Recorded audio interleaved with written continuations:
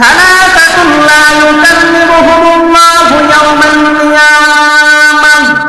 আল্লাহর নবী, দো জাহানের নবী, কুল কায়নাতের নবী, নূরুন আলা নূর নবী জনাবে মুহাম্মদুর রাসূলুল্লাহ সাল্লাল্লাহু আলাইহি ওয়াসাল্লামের শান করেছেন, কিয়ামতের সেই কঠিন ময়দানে যেদিন সূর্য থাকবে মাথার উপরে, সূর্যের প্রচন্ড প্রখর তাপের কারণে গুনাহগার বান্দার মাথার মস্তকগুলো টকবক করে ফাটতে থাকবে। সেই কঠিন মুহূর্তে আল্লাহ রাব্বুল আলামিন তিন শ্রেণীর বান্দার সাথে কথা বলবেন না। ওয়ালা ইউজাক্কিহিম, তাদেরকে গুনাহ থেকে পবিত্র করবেন না। ওয়ালা ইয়ানজুরু ইলাইহিম, তাদের দিকে আল্লাহ রাব্বুল আলামিন নেক নজরে তাকাবেন না।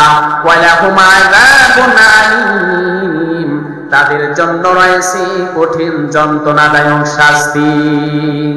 সাহাবায়ে কেরাম জিজ্ঞাসা করলেন, ইয়া রাসূলুল্লাহ, ইয়া হাবিবাল্লাহ, সেই তিন শ্রেণীর বান্দা কারা কারা?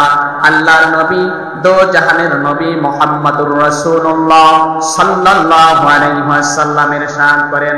প্রথম নাম্বার হচ্ছে আল-রাজুলুল মুদাল্লাসুহু মিনাত তাহতি, যে ব্যক্তি পরিধানের কাপড় পায়ের গোড়ালির নিচে ঝুলিয়ে পড়ে।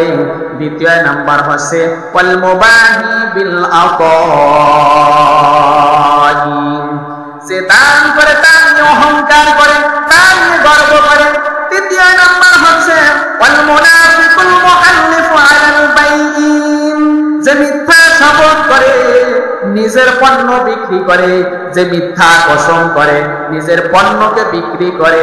এই তিন শ্রেণীর বান্দাদের সাথে আল্লাহ রাব্বুল আলামিন কথা বলবেন না, তাদের দিকে নেক নজরে তাকাবেন না, তাদের জন্য রয়েছে কঠিন যন্ত্রণাদায়ক শাস্তি।